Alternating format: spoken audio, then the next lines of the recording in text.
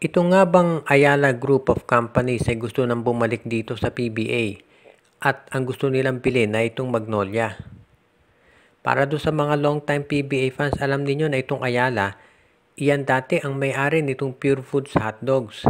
At itong Pure Foods, isa yan sa pinaka-successful na PBA teams. Naaalala pa ninyo yung rivalry nila dito sa San Miguel at sa Ginebra. At nakailang kampyonato yan. Nanguna dyan sila Patrimonio, si Condinera.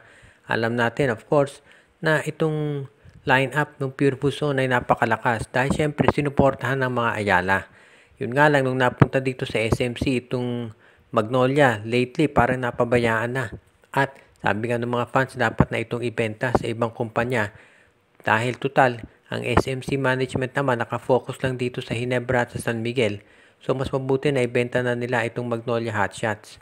At sa tingin ko, isa doon sa mga kumpanya na dapat magkonsidera ay itong Ayala Group of Companies. Alam naman natin na kung pag-uusapan ay iyong finances. Obviously, kaya ng Ayala na sumabay dito sa SMC at MVP Group. Kaya nga naging very competitive itong Pure Foods hotdogs dahil nga dati meron silang backing ng Ayala. At alam naman natin na kung magagawa yan itong Ayala Group na bilhin itong Magnolia ulit, sigurado na magiging competitive yan. At sa tingin ko, isa yun sa mga bagay na dapat nilang gawin sa ngayon. Kung sakasakali na matuloy nga ito na bilhin ulit ng Ayala Group itong Magnolia, siguradong lalakas ulit yung line-up niyan.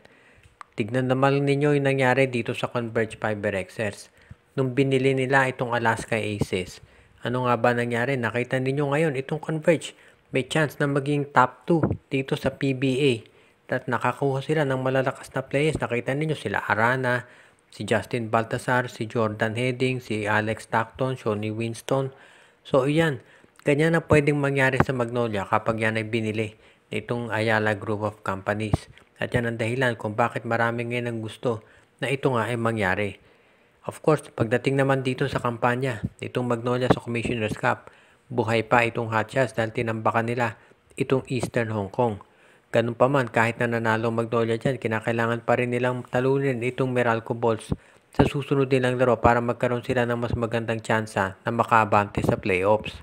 Kapag itong Magnolia ay natalo dito sa Meralco, malamang ang papasok na dito sa playoffs niya na itong NLEX at San Miguel, pag-uusapan na lang, ay yung kanilang position dyan. At yan ang magiging malaking problema dito sa lineup ng Magnolia. At yan, alam naman ng management ngayon na kinakailangan ng pagbabago dyan. Ang tanong ay kung a-action ba sila. At yan nga ang dahilan kung ba't maraming mga fans ang gusto na bili na ito nitong Ayala Group dahil alam nila na kapag napuntang Magnolia dito sa Ayala, sigurado na magkakaroon ng mas maganda na oportunidad na mapalakas ang Magnolia.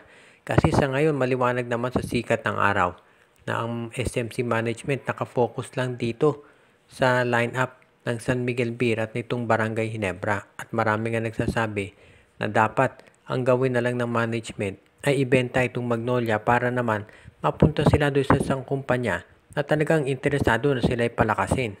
Kapag yan ay nangyari, masasabi natin na magiging mas maganda ang kalalabasan nito para dito sa Magnolia Chicken Templados.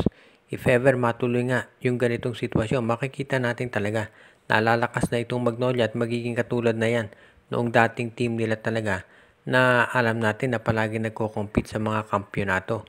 Kaya dito natin makikita talaga na magiging mas maganda para sa Magnolia kung sila nga ay mapunta dito sa Ayala Group para naman ma-rediscover yung dati nilang lakas.